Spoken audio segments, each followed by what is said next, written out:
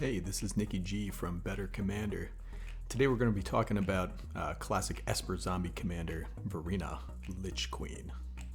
Varina is a 4/4 for 4, 1 white, blue, and a black. Whenever you attack with one or more zombies, draw that many cards, then discard that many cards, you gain that much life. 2, exile 2 cards from your graveyard, create a tapped 2/2 black zombie creature token. Varina is an excellent zombie commander. She has all the best colors for removal.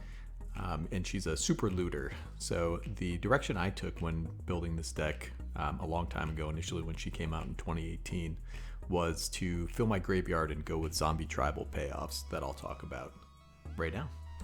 When building a commander deck, you want to focus on strategies that are central to the deck's function. Varina wants to concentrate on zombie tribal payoffs. So we're going to be taking a look at zombie lords, zombie token makers. We're going to be looking at zombie card advantage. We're going to be looking at recursion because Varina fills the graveyard very easily.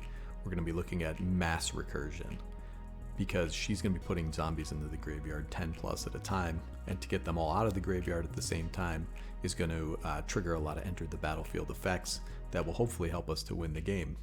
I also want to highlight some tribal enchantment payoffs, including some new enchantments from the newest Innistrad set. We're going to talk about sacrifice outlets, which are also central to the deck's function. And we're going to be talking about our win condition, which is, in most cases, zombie aristocrats. Alright, so I've been playing this game for a long time, so I've managed to accrue quite a bit of zombie lords. I try to include as many as possible, and when selecting zombies for this deck, I want zombies that do something, for the most part, unless there are lords. I want zombies with activated abilities, zombies with enter the battlefield effects, or zombies that serve one of the purposes that we talked about in the initial outline. So I have Lord of the Accursed, Death Baron, Risen Executioner, Cemetery Reaper, Undead War Chief, and I happen to be lucky enough to own a couple copies of Mikaeus the Unhallowed that I included, who has the additional benefit of giving your zombies undying as well. I also prioritize zombies who make other zombies. I know that Grave Titan is not a zombie in and of itself, but it brings a couple bodies to the battlefield. It's always a big threat, and it's a great reanimator target. Newscraft Mob is a great card in this deck. It creates zombie bodies, and then it puts itself in the graveyard. Diregraph Colossus is one of the best turn 2 or 3 plays you can put out there. He's going to put a lot of zombies onto the battlefield.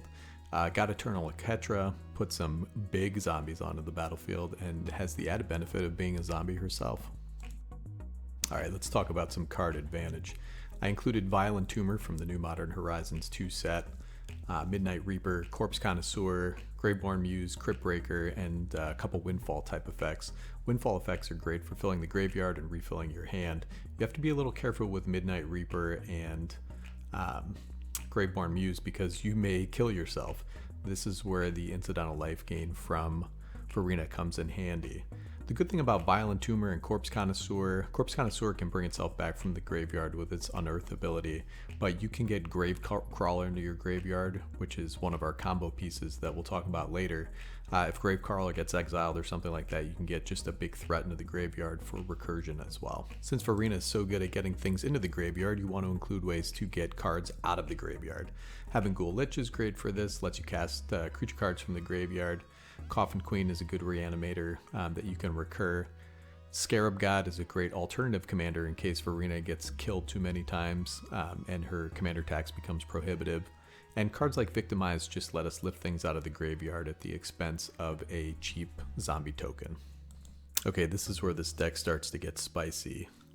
We have mass recursion effects like Twilight's Call, Patriarch's Bidding, Zombie Apocalypse, and Living Death. Patriarch's Bidding recently got a reprint in Modern Horizons 2 and is now only about $2, so I updated the deck with it because it's a fantastic tribal payoff card. Varina puts a lot of zombies in the graveyard, and to recur them all at once, you have enter the battlefield effects, such as the zombie aristocrats that see everything coming back in at once and drain our opponents for a large amount of life. You can also couple these with our sacrifice outlets later to, especially Living Death. You sacrifice everything in the battlefield for whatever incremental benefit you're getting, and then bring them all back to life with Living Death. So you have everybody else's board gets wiped, yours is already in the graveyard. If you use a card like Altar of Dementia, you're putting even more zombies in the graveyard and bringing them all out at once. That's the point at which you usually end up winning the game. All right, I mentioned some zombie tribal payoff enchantments that I wanted to include in this deck and just highlight specifically. Rooftop Storm is an auto include. You can cast zombies for free, basically. So if you have Havengul Lich out and you also have a cost reducer, like one of our lords, you are basically paying 0 for cards, and you can get them out of the graveyard as well. You couple that with a sack outlet and an aristocrat entering or leaving the battlefield, and you've won the game. Necro Duality just puts a lot of bodies onto the battlefield. This is brand new from Crimson Vow. It was about $15 when I bought it, and it looks like it's just going up from there. Kindred Discovery is another one that helps us double up on Varina's draw trigger when creatures attack or when they enter the battlefield. If you get Rooftop Storm and Kindred Discovery onto the battlefield at the same time, you're putting a lot of permanents onto the battlefield and refilling your hand at a pretty crazy rate. Kindred Discovery is another one. It's super expensive. I was lucky enough to buy this in a pre-con back in 2017. You probably want to include at least 3 sacrifice outlets. I highlighted these 2 specifically because Altar of Dementia can let us sacrifice our own creatures to fill our graveyard. Carrion Feeder I wanted to include as well because it's a zombie in addition to being a free sacrifice outlet. Free sacrifice outlets are probably the way to go. You can go with Ashnod's Altar. You can also include Viscera Seer. If you want to get really super fancy, go out and buy yourself a Phyrexian Altar. It's like $100. I got it literally for $11 when it released in the most recent reprint, which I believe was in Ultimate Masters.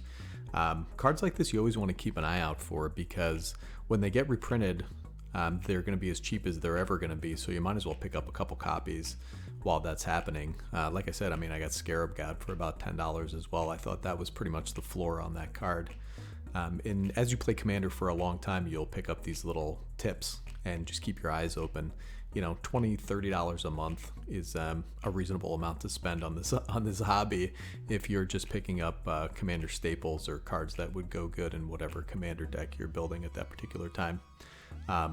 Or if you feel like you can't afford a Phyrexian Altar, go to one of the sites that lets you print custom ones, proxy it up with art that you like on there for yourself. Alright, these are some of our primary win conditions. Noxious Ghoul I included on here because it's basically a board wipe. If you do one of your mass reanimation spells, all non-zombie creatures are going to get -1/-1 until the end of turn. So even if your opponents are bringing things back from the graveyard, they're most likely going to die because you're bringing back 6, 7, 8, 10 zombies from the graveyard. Plague Belcher is another one. Whenever another zombie you control dies, each opponent loses 1 life. So as you're sacrificing things, you get a sack outlet on the board like Carrion Feeder that you've caught in your mass reanimation spell. You can just start sacrificing creatures to drain your opponents. Grey Merchant of Asphodel, if you can give him Undying with Mikaeus the Unhallowed, you bring back a bunch of zombies. He drains everybody for, say, 14 life because you have 14 black pips, and then sacrifice him. He comes back with Undying. You drain him again, and if you can recur again, you're draining the table for 28, 32, 40 life, and at that point the game is most likely over. Corpse Knight, kind of a similar thing. Whenever another creature enters the battlefield under your control, each opponent loses 1 life, so when they come in, they lose 1 life as opposed to dying. And Wayward Servant is another zombie aristocrat. Whenever another zombie enters the battlefield under your control, each opponent loses 1 life and you gain 1 life. So that's more incidental life gain as well. I did want to highlight one incidental combo. So Gravecrawler I happened to open in a pack back when that set was released. And I thought it was kind of like, oh, it's a mediocre card.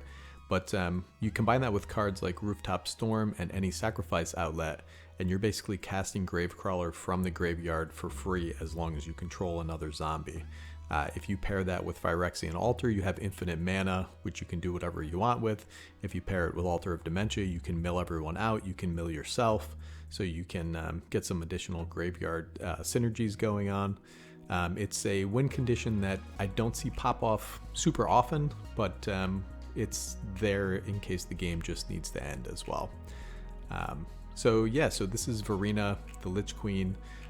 Deck tech, I think she's a great commander. She's only about $5 right now. You can build this deck relatively cheaply. Rooftop Storm just got a reprint. I think it's down around 65 cents. It's a great pickup.